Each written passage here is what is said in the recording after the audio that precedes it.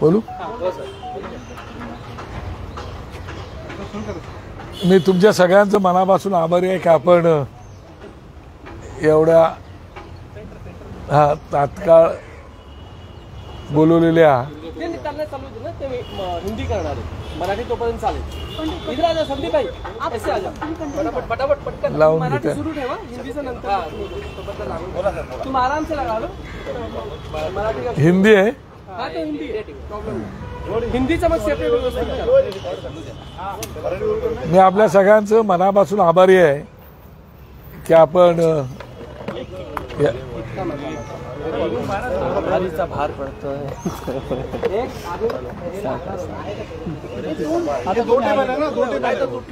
फसा हुआ नीचे का टूटा हुआ. बैठा सबका बैठा ना. टेबल त्याला आणायला सांगितलं होतं तेव्हा आणखीन दोघे आले त्यामुळे टेबल हे आणेल.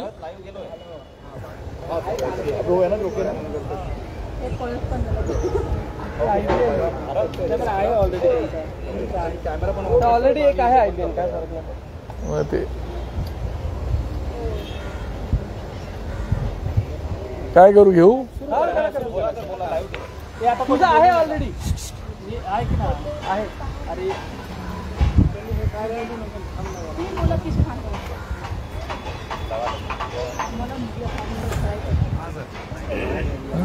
मी तुम्हालाही मनापासून धन्यवाद देतो आणि राज्य सरकारलाही धन्यवाद देतो. परंतु राज्य सरकारला पूर्ण धन्यवाद देत नाही, अर्ध धन्यवाद देतो.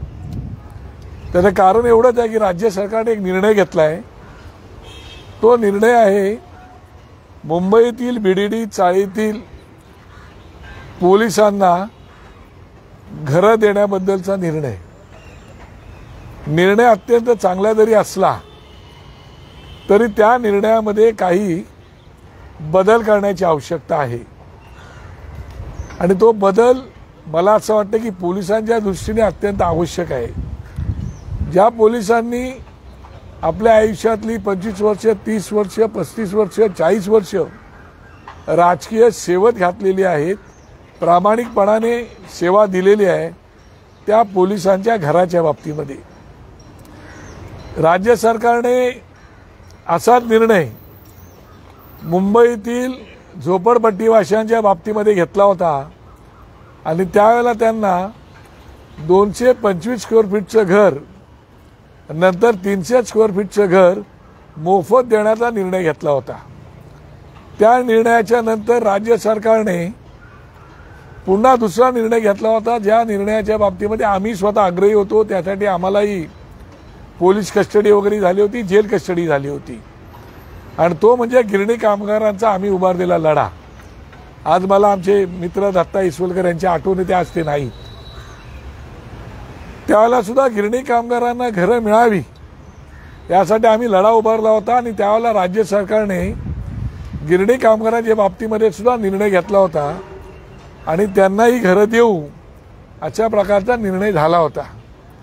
आणि मग ती घरं काय किमतीला असावीत, ती घरं 225 स्क्वेअर फीटाची घरं त्यावेळेला होती आणि त्यावेळेला राज्य सरकारने निर्णय असा केला होता की 12,62,000 गिरणी कामगारांना घरं द्यायची.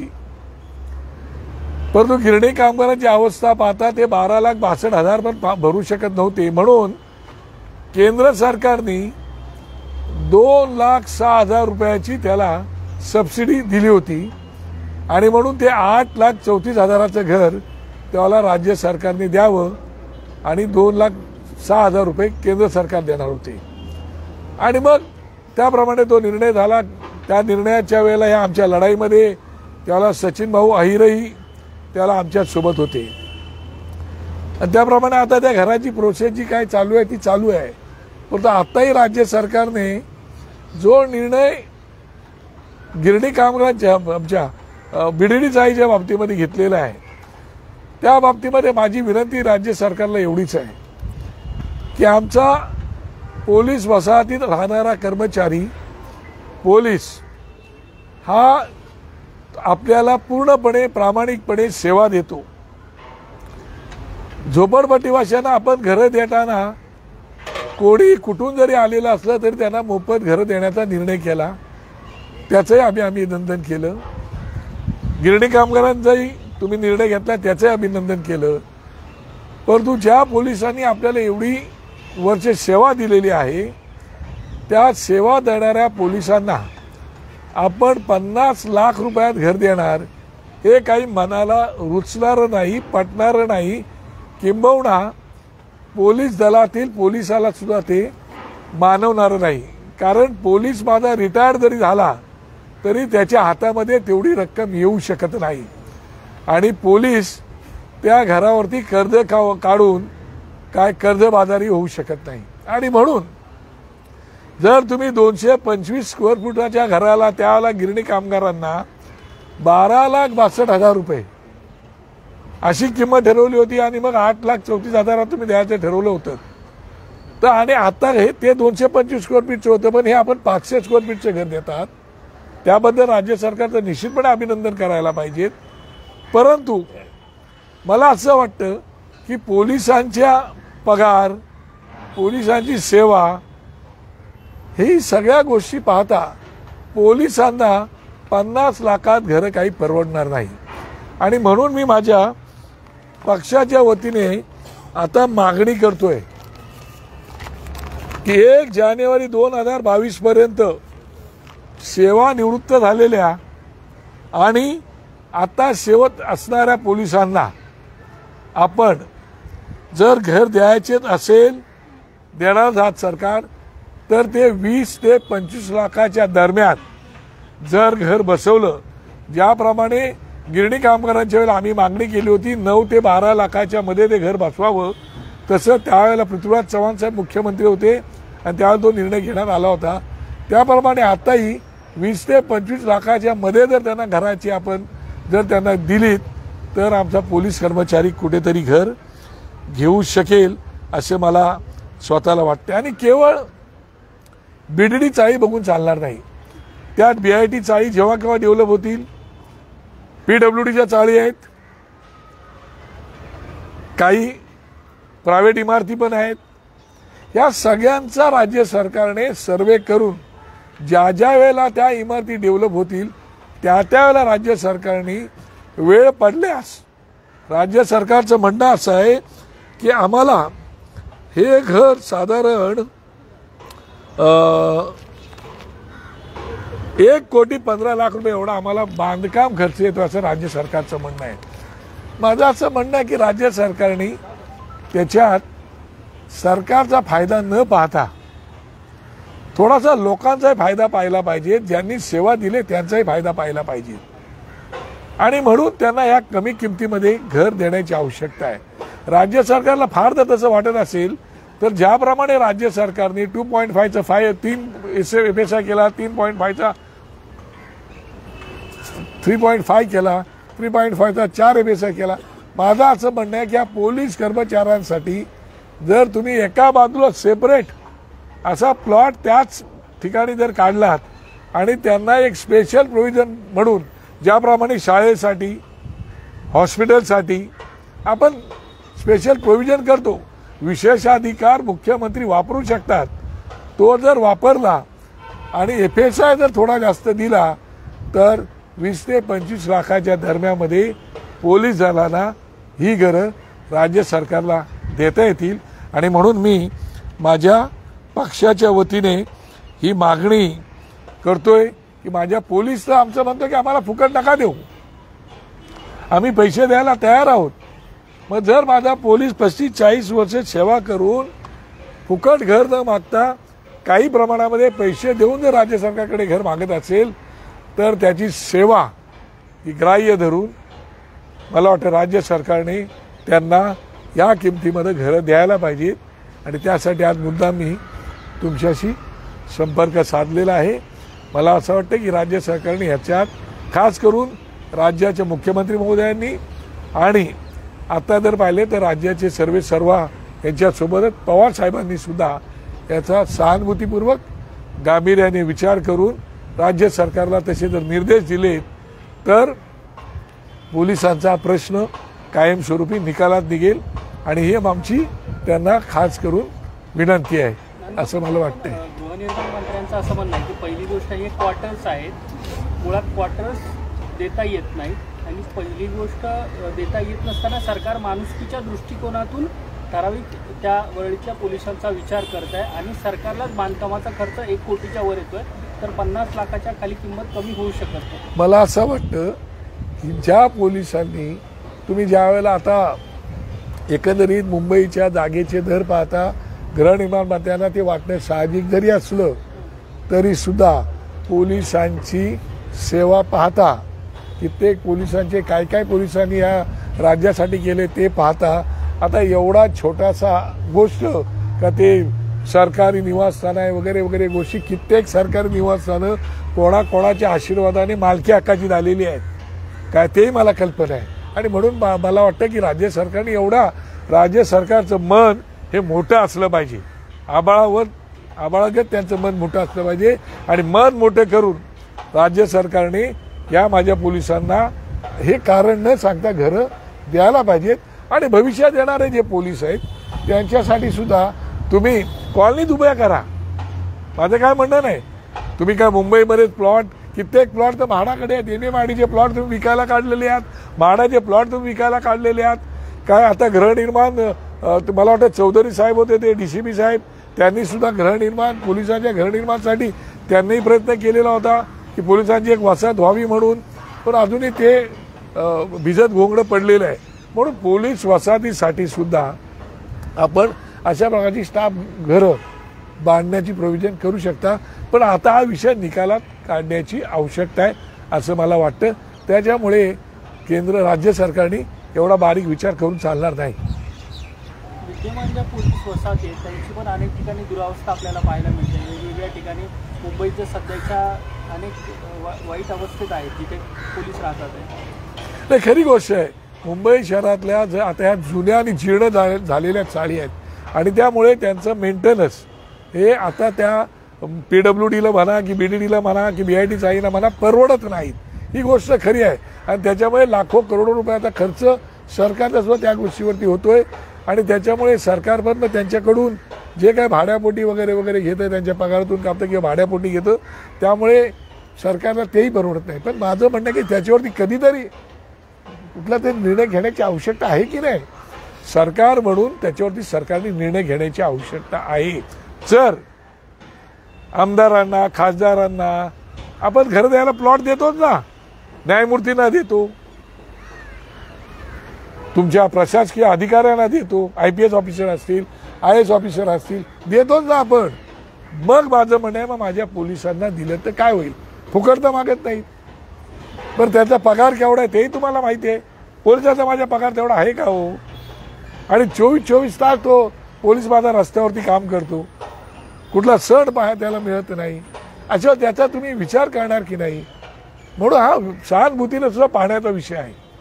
समजा हा निर्णय झाला तर इतरही पोलीस वसाहतीतील पोलीस असतील किंवा सरकारी कर्मचारी असतील ते अशाच पद्धतीने क्वार्टर्स आम्हालाच मिळावे, कायमस्वरूपी मिळावे किंवा मालकी हक्काचे मिळावे, कमी दरात मिळावे असा एक मुद्दा उपस्थित होऊ 100% मुद्दा उपस्थित होऊ शकतो. तो त्याविषयी माझं काय म्हणणं नाही. परंतु सरकारी कर्मचाऱ्यांच्या बाबतीमध्ये आपल्याला विचार कुठेतरी करायलाच पाहिजे. सरकार आता गव्हर्नमेंट कॉलनी आहे, गव्हर्नमेंट कॉलनी मी तुम्हाला म्हणालो ना की गव्हर्नमेंट कॉलनी आहे तर त्याच्यामध्ये तुम्ही आता गव्हर्नमेंट कॉलनीचा विषय पेंडिंग आहे. आता BDD चाळी आहेत, आता BDD नामजोशी मार्गाला आहेत, तुमच्या वरळीला आहेत, शिवडीला आहेत, नायगावला आहेत. आता सगळ्यात प्लॉट काही होणार नाही. तुम्हाला बाकी क्वार्टर्स बांधायला पण मिळू शकतात ना येणाऱ्या लोकांसाठी. पण आता हा विषय तुम्हाला मार्गाला लावायला पाहिजे. नांदगावकर साहेब, मनसे नेते संदीप देशपांडे आणि संतोष जोशी यांना अटकपूर्व जामीन मंजूर झाला आहे. एकंदरीत दिलासा देणारी गोष्ट आहे, काय सांगा. निश्चितपणे, कारण आता त्यांना अटकपूर्व जामीन झालेला आहे आणि त्याप्रमाणे ते आता आलेले आहेत. आता त्यांना बाकी अटी शर्ती काय असतील ते असतील गोष्ट वेगळी. पण ज्या पद्धतीने सरकार त्यांच्या मागे लागलं होतं ते पाहता थोडासा ती अडचणच होती. पण ठीक आहे, आता कोर्टाने न्याय दिलेला आहे. नांदगावकरजी, पुण्यामध्ये राज ठाकरे गेलेले आहेत, कसा त्यांचा दौरा असणार आहे, त्यांची पुण्यातली सभा नेमकी कशी असणार आहे. मला वाटतं की राजसाहेब कालच पुण्याहून मुंबईत परत आलेले आहेत आणि त्याच्यामुळे आता मला वाटतं उद्याकडे परत करायची ते जातील. काल ते आले होते आणि आता जी 21 तारखेला आम्ही सभा घेण्याचा निर्णय आमचा झाला होता तो निर्णय आता आम्ही रद्दबातल केलेला आहे. कारण एकंदरीत वातावरण जर तुम्ही पाहिलं, हवामान तज्ज्ञांचा किंवा हवामानाचा अंदाज जर घेतलात तर पाऊस कोणत्याही क्षणाला कोसळू शकतो अशी परिस्थिती आहे. आणि म्हणून आम्ही SP कॉलेजची पाहत होतो, आम्ही नदीपात्र पाहत होतो, त्याप्रमाणे आम्ही परवानगी मागितली होती आणि राज्य सरकारच्या गृहमंत्र्यांनी सांगितलं होतं की आम्हाला परवानगी द्यायला काही अडचण नाही. परंतु एकंदरीत हे वातावरण पाहता पावसात सभा घेऊन लोकांना त्या चिखलात बसायला लावण्यापेक्षा, पावसात बसायला लावण्यापेक्षा आपण एखादा बंद हॉल जर घेतला तर बरं पडेल. मग आता पुण्यात कुठला बंद हॉल मोठा आहे तर तो गणेश कला केंद्र हा एकच हॉल मोठा आहे. आणि म्हणून ती 21 तारखेची सभा आम्ही रद्द करून आता गणेश कला क्रीडा जो आहे तिथे मला वाटते सोमवारी 22 तारखेला ती मीटिंग आम्ही लावलेली आहे. पण त्या ठिकाणी सभा होणार आहे की कार्यकर्त्यांचा मेळावा असणार? ते कार्यकर्त्यांचा मेळावा असं नाही, सभा म्हणजे आता जी काही लोक येतील, महाराष्ट्र सैनिक येतील, इतर कोणाला यायचं आहे त्याला आता लिमिटेशन्स आहेत. त्याचं कारण असं की तो एवढा फार मोठा ते नाही आहे. पण बाहेर आम्ही काय स्क्रीन वगैरे लावून जर काही व्यवस्था करता आली मागच्या वेळेसाठी तर करण्याचा प्रयत्न करू. आणि लोकांमध्ये उत्सुकता आहे की साहेब आता काय बोलणार वगैरे वगैरे, त्याच्यामुळे ती सभा सकाळी 10 वाजता आहे. शिवसेनेच्या सभेमध्ये उद्धव ठाकरे यांनी ज्या पद्धतीची टीका राज ठाकरे यांच्यावरती केली होती, पुन्हाबाई असा त्यांचा उल्लेख देखील केला होता. आता कुठे ना कुठे या सभेतून राज ठाकरे उद्धव ठाकरेंना उत्तर देतील. आता ते काय उत्तर देतील ते मला माहिती नाही, कारण का ही उत्तराची सभा नाही आहे. हो, त्यांना त्यांचा जो काही विचार आहे तो विचार त्यांना मांडायचा आहे. आता सभा राज ठाकरेंनी सुरुवात केली, मागोमाग लोकांनी पत्रकार परिषदा घ्यायला सुरुवात केली, पाठोपाठ ताबडतोब मीटिंग त्यांनी जाहीर सभा घ्यायला सुरुवात केली. आणि म्हणून ते सभा घेतात म्हणून आम्ही घेत नाही आहोत. सभा तर आम्ही सुरुवात केलीच होती. आम्हाला आमच्याही पक्षाच्या दृष्टिकोनातून काय महत्त्वाचं आहे, त्यात बरेचसे विषय आहेत, त्याच्यामुळे साहेब ती सभा घेणार आहे, त्याच्यात त्यांचे काय जे विचार आहेत ते तुम्ही ऐकालच. अयोध्या दौऱ्याला अवघे काही दिवस राहिलेले आहेत, मात्र भाजप खासदार ते तीव्र विरोध करताना पाहायला मिळतात. त्यांची जे समजूत काढतात मग कांचन गिरी असतील ज्यांनी राज ठाकरेंची भेट घेतली त्यांचंही ते ऐकत नाहीत. कांचन गिरींनी पंतप्रधान आता हा विषय उत्तर प्रदेशात चालू आहे, मी महाराष्ट्रात बोलतोय. आता मला तुम्ही सांगा आता उत्तर प्रदेशला काय चालू आहे, मी इथं काय भाष्य करणार. तरी पण मला वाटतं की साहेब त्या दिवशी या विषयावरती निश्चितपणे बोलतील अशी माझी खात्री आहे. संजय राऊत म्हणतात ब्रिजभूषण जे भाजपचे खासदार आहेत ते लढवई आहेत, त्यांना मी चांगला ओळखतो. हो, मग राज ठाकरेंनी पूर्वीची भूमिका का सोडली हे माहित नाही. आता ते हिंदुत्ववादी मला असं वाटतं की राऊत साहेबांनी सुद्धा आपापल्या भूमिका कशा बदलल्या ते जगाला माहिती आहे. त्याच्यामुळे त्या विषयात जाणं उचित नाही, त्याच्यावरती साहेबच बोललेलं उचित, त्याच्यामुळे मी काय त्या विषयावरती बोलत नाही. दुसरा एक प्रश्न असा की ब्रिजभूषण सिंग एकीकडे उत्तर प्रदेशमध्ये विरोध करतात, दुसरीकडे भाजपचाच एक प्रवक्ता मुंबई प्रदेशचा तो पण मध्यंतरी त्याने सुद्धा विरोध त्याच पद्धतीचा दर्शवला होता. अर्थातच भाजपने त्याला त्या भूमिकेशी ते सहमत नाही आहे भाजप, मात्र तरी सुद्धा विरोध तिकडे पण आणि मुंबईमध्ये पण. तुमच्या माहितीसाठी सांगतो की बरेचसे मुंबईतले उत्तर भारतीय बांधव आहेत जे साहेबांना भेटू इच्छितात. काल परवा माझ्या ऑफिसला सनातनचे सुरजित सिंग आले होते, त्यांनी तर ABP माझावाला कोण आला असेल त्याच्यासमोरच मुलाखत घेऊन त्या दिवशी सांगितलं की आम्ही उत्तर प्रदेशला साहेबांचं स्वागत करू आणि आम्ही 50,000 लाख लोक आम्ही सनातनची सगळी घेऊन येऊ. ते राष्ट्रीय काहीतरी अध्यक्ष होते. त्याच्यामुळे संपूर्ण उत्तर प्रदेश असो किंवा बिहार असो किंवा मध्य प्रदेश असो तिकडून प्रचंड प्रमाणामध्ये आम्हाला फोन येतात की साहेबांनी उत्तर प्रदेशला यावं, आम्ही श्रीरामाचं दर्शन करायला, आम्ही त्यांचं स्वागत करायला तयार आहोत. अशा प्रकारची भूमिका त्यांच्याकडून येते. आणि त्याच्यामुळे मला असं वाटतं की आता याच्यावरती काय करायचं नेमकं ते साहेब ठरवतील. परंतु एकंदरीत केवळ तुम्ही एक माणसाने विरोध केला याचा अर्थ अख्ख्या उत्तर प्रदेशचा विरोध आहे का, अख्ख्या उत्तर भारताचा विरोध आहे का, असं नसतं ना. मग मी तुम्हाला यादी देईन कोण कोण आम्हाला फोन करतायत, कोण काय बोलतायत ते. पण तो विषय नाही आहे. तो साहेब जर त्या विषयावर बोलणार असेल तर मी त्याच्यावर बोलणं उचित नाही. दुसरं त्याला जोडून सर फक्त असं की कारण का भाजप जे आहे भाजप या सर्व जे काही नेते आहेत त्यांच्या भूमिकेशी ते डिनाय करतात किंवा सहमत होत नाही. ती एक छोटीशी दिलासादायक बाब आहे का मनसेसाठी अयोध्या दौऱ्याच्या निमित्त? नाही, आता भाजपने काय भूमिका घ्यावी हा त्यांचा विषय आहे. आमची भूमिका आम्ही जाहीर केलेली आहे की आम्हाला रामाचं दर्शन घ्यायला जायचे. पण आज चालू आहे, गेले वर्षभर आमचं चालू आहे. पण काही ना काही अडचणी आल्यामुळे श्रीराम प्रभूंचं दर्शन घ्यायला जायला आम्हाला वेळ लागत गेला. नाही तर आम्ही केव्हाच निघालो होतो, हे तुम्हालाही माहिती आहे. आता बीजेपीने त्यांच्यात काय करायचा त्यांचा विषय, मी त्याच्यावर भाष्य करणं काही उचित वाटत नाही. नांदगावकर साहेब, अभिनेत्री आणि शिवसेना नेत्या दीपाली सय्यद यांनी मनसे पक्ष फक्त 2 तालुक्यात असणारा पक्ष अशी टीका केली आहे. दुसरं, राज ठाकरेंनी आदित्य ठाकरेंना विनंती करावी की त्यांनी सोबत जावं अयोध्येला, अशी टीका केली आहे. मला असं वाटतं त्या दीपालीताई खूप मोठ्या आहेत. संजय राऊतच्या नंतर त्या पक्षाला त्या खूप मोठ्या आहेत. त्याच्यामुळे आमची खालची मंडळी जी आहेत ना, ते निश्चितपणे त्याच्यावरती भाष्य करतील. मला काय भाष्य करणं एवढं मला वाटत नाही बोलावं म्हणून. 2 तालुक्यात हा नाही, आता ते तर 2 तालुक्यात आहेत तर मान्य आहे आम्हाला 2 तालुक्यात आहेत. येणारा काय सांगेल 2 तालुक्यात आहेत की महाराष्ट्रातल्या 325 तालुक्यात आहेत ते काय. प्रश्न असा की संजय राऊत आणि नवनीत राणा लेहमध्ये एका अभ्यास दौऱ्यासाठी त्या निमित्ताने एकत्र आले होते. 2 हो, पण आता त्यांच्या विषयावरती मी काय भाष्य करणार हो. आता ते दोघे एकमेकांना तिकडे भेटणार असतील. आता असे खूप अधिवेशनं होतात, असे खूप समित्या जात असतात, त्याला एकमेकांना भेटत असतात माणसं. भूमिका वेगळी असते आणि एकमेकांना भेटले तर काय बोलायचं नाही असंही नसतं. दुश्मन तर नाही होत ना आपण एकमेकांचे. राजकीय विरोध हे चालूच असतो. आम्ही सभागृहामध्ये टोकाची विरोध करत होतो, पण आता तर राजकारण फार वेगळं चाललेलं आहे. ते काय आमच्यासारख्या माणसाला रुचणारं पण नाही आणि पटणारं पण नाही. नांदगावकर साहेब, पुण्याच्या मेळाव्यामध्ये मुन्नाभाई आणि सर्किटची चिरफाड होईल का? मला वाटतं राज ठाकरे साहेब तुम्हाला माहिती आहे की अत्यंत स्पष्ट बोलणारे आहेत. आता मी तसं बोलणार नाही, पण आरेला कार्य करणारे आहेत. तुम्हाला त्याचा स्वभाव माहिती आहे. औरंगाबाद संभाजीनगरच्या सभेमध्ये एकही ओळ त्यांनी बोलले नव्हते, शिवसेनेवरती किंवा कोणावरती बोलले नव्हते. पण त्यांना दखल घ्यावी लागते आमच्या गोष्टीची.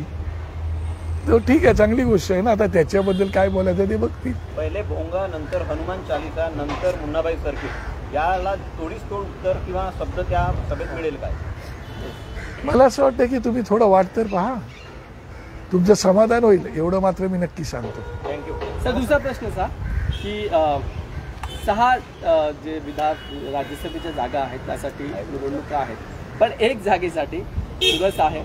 अर्थातच संभाजीराजे सर्वांकडे समर्थन मागतायत. आज ते मुख्यमंत्र्यांना सुद्धा भेटलेले आहेत. एकाच जागेकडनं पण तुमच्याकडे आहे.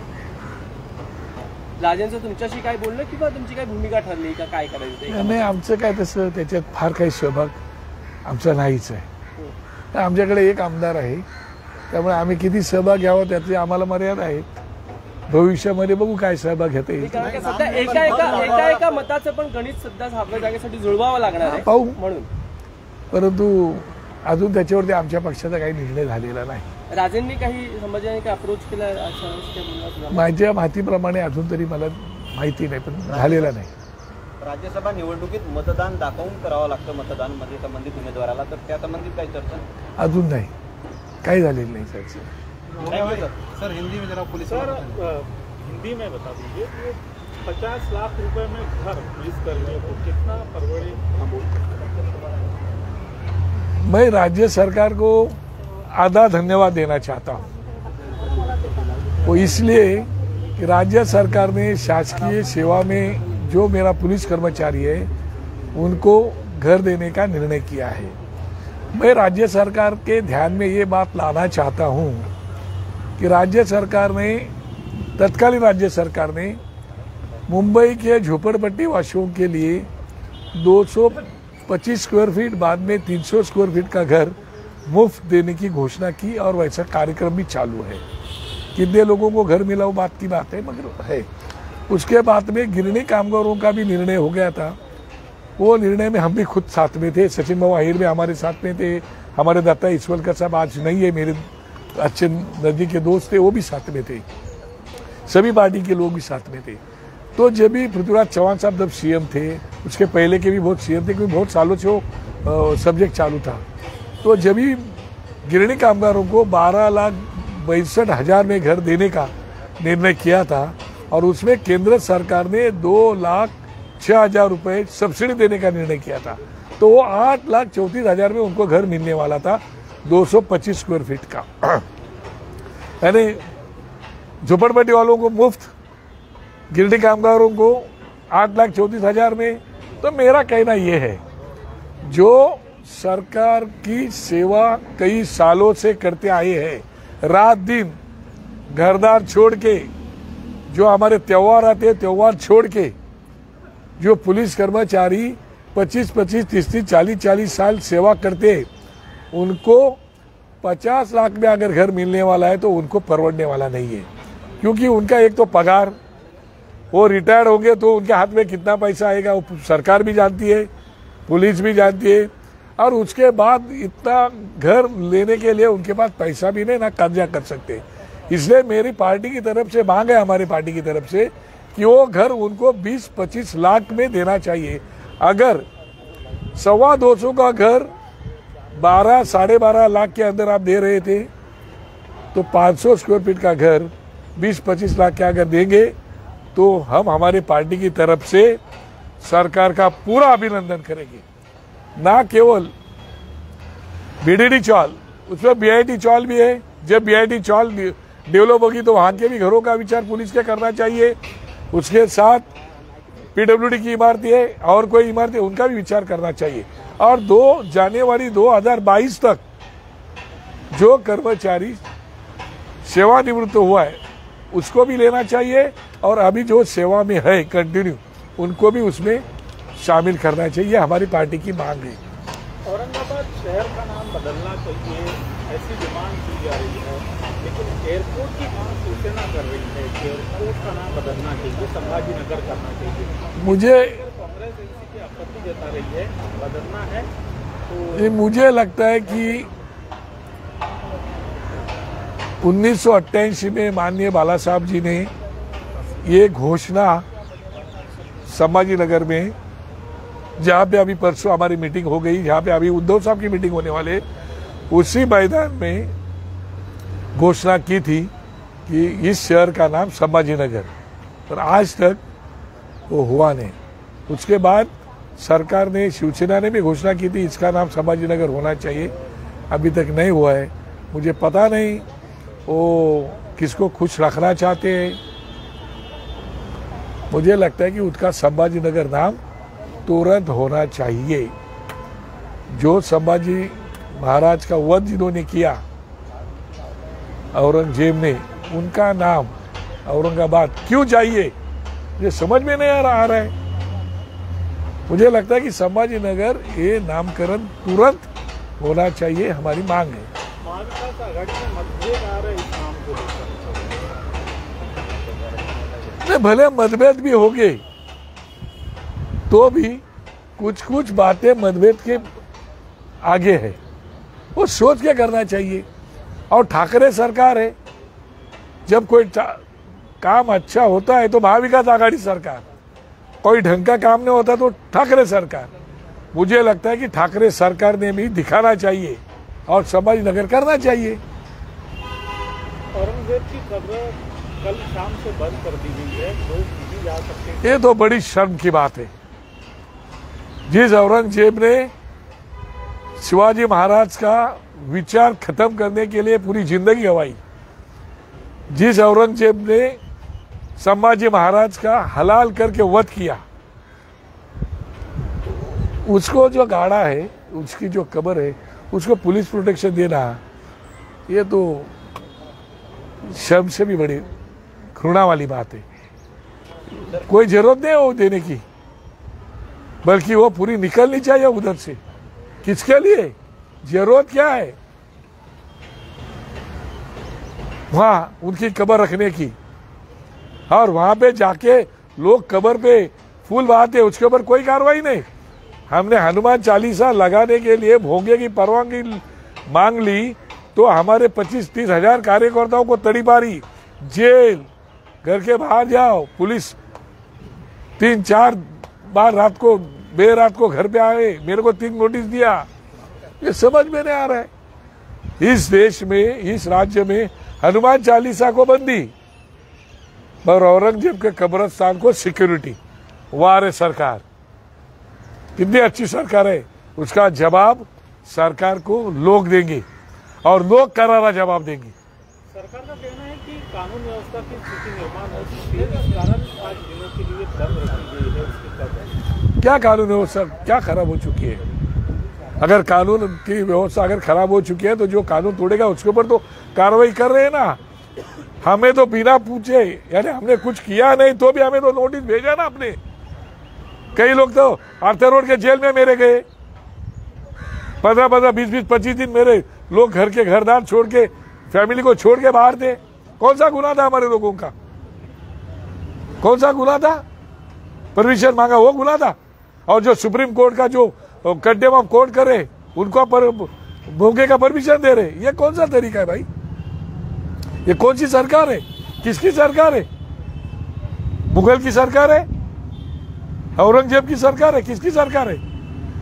वो मुंबई में 705 किलोमीटर मुंबई में आके यहाँ पे बात करता है ओवैसी, 561 किलोमीटर उधर आता है समझनगर में, उधर आके कब्र में फूल बहाता है, उसको कुछ नहीं, उसके ऊपर कोई कार्रवाई नहीं।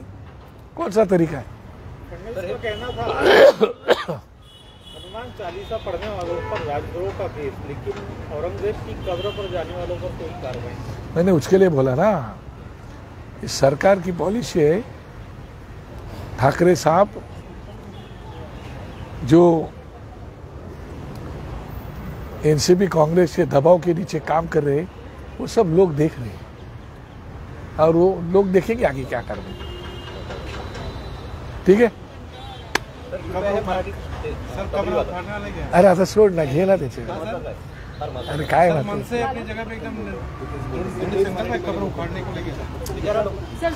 तो उसमें सोचे नाही। सर फक्त एक प्रश्न मराठीमध्ये शेवटचा, की औरंगजेबच्या कबरीला पोलिसांचं संरक्षण नाही, अत्यंत चुकीची आहे हो ही, म्हणजे लाज वाटण्यासारखा प्रकार आहे, शर्मिंदा होण्यासारखा प्रकार आहे। पण ज्या औरंगजेबाने छत्रपती शिवाजी महाराजांचा विचार संपवण्यासाठी उभं आयुष्य घातलं, ज्या औरंगजेबाने संभाजी महाराजांना हलाल करून त्याचा वध केला, त्याच्या कबरीला संरक्षण देत आहे। आणि आम्ही परत बोलणार की आम्ही हिंदू, आम्ही हिंदवी स्वराज्याची माणसं, हे तर फारच विरोधाभास आहे। मला असं वाटतं की हे कोणाच्या दबावाखाली आपण करतोय, कोणाच्या मताच्या लाचारीसाठी आपण करतोय मला माहिती नाही, पण लोक काय आता आंधळी नाहीत आणि भैरी पण नाहीत, लोक योग्य वेळेला योग्य निर्णय घेतात। जो मुंबई के 9 सीटें बड़ी हैं उसको लेकर जो वार्ड बड़े हैं, 9 वार्ड मुंबई महानगर पालिका में, उसको लेकर बीजेपी कोर्ट जाने का मन बना रही है कि उनका एलिगेशन है कि शिवसेना ने जितने वार्ड बढ़ाए वो अपने ध्यान में रख के बढ़ा, उनको फायदा होगा। अभी तक उसके बारे में हमने सोचा नहीं, हम लोग सोचेंगे उसके बारे में क्या करना है क्या नहीं है। सफाई बाबत आज भाजपने एक दौरा केलेला होता आणि आदित्य ठाकरे जाऊ दे आता, कशाला एवढे विषय झाले ना, आता कुठे आले सर? आरोप केला के बारे में बता दीजिए, सफाई आहे की हात सफाई आहे असा आशिष शेलारांनी आरोप केलाय। मला असं वाटतं की या राज्याचं बघा, मुंबई महानगरपालिकेचं बजेट आज जवळजवळ आता 40,000 कोटीपर्यंत गेलेलं आहे। 40,000 कोटीची बजेट असणारी महानगरपालिका अजूनही नाले सफाई, रस्ते, अमुक तमुक, काय म्हणजे खरंच तुम्हाला सांगतो की काय आता काय बोलायचं आता मला माहिती नाही। नाही मुंबईची आता सगळे चालूच आहे ना, मुंबईची तुंबई होणार म्हणून, आता त्याला काय करणार? आता काय तुम्ही काय बदलत नाही, लोकही बदलत नाहीत, लोकांनी बदललं पाहिजे, लोकांनाही कळलं पाहिजे काय करायचं काय नाही करायचं ते। मुंबईचा विचका झालेला आहे, मुंबईला चालायला साधी फुटपाथ नाही, रस्त्यावरून जाताना तुम्ही किती तास अडकताय ते तुम्ही बघताय, आणि तशा प्रकारे जीवन मुंबईतील लोक जगतायत। आता याचा मुंबईकरांनी विचार करायला पाहिजेत, मग कुठलाही गोष्ट असो। पुणे की रैली के बारे में क्या तय हुआ है? पुणे में 22 तारीख को रैली होगी। अभी रैली तो हो ही रही है, 22 तारीख को गणेश कला क्रीड़ा मंदिर में, वो 22 तारीख को सुबह 10 बजे उसमें साफ बात करेंगे, जो भी उनको कहना है वो आप सुनने को आइएगा। जो अयोध्या में जाने को लेकर बात की जा रही है, किसका इसका कॉल आया था? समर्थन भी बड़े ना, बहुत सारे लोग समर्थन भी करे, एक बृजभूषण साहब जो हमारे हैं वो हमें विरोध करे, कोई बात नहीं, और बहुत सारे लोग हैं जो समर्थन दे रहे, उसमें यूपी से है, बिहार से है, मध्य प्रदेश से है, मुंबई से है, हर जगह से लोगों का समर्थन आ रहा है, हल्की साहब को मिलने के लिए भी मांग हो रही है। और अभी साहब परसों बात करेंगे, उसके बाद में तय करेंगे क्या करना है। लेकिन बीजेपी सांसद विरोध कर रहे हैं, तो इसके लिए कुछ बीजेपी नेतृत्व को कहा है अपनी तरफ से, पार्टी की तरफ से? जरूरत मुझे नहीं लग रही है, उनको भी दिख रहा है, उनको भी दिख रहा है कि ये क्यों हो रहा है विरोध। हमने कौन सी राजनीति करने हम जा रहे थे? हम तो 1 साल पहले वो राम मंदिर का दर्शन लेने जाने का सोचा था, तब तो इलेक्शन नहीं था कोई, और आगे गया, उसको क्या कर सकते हैं।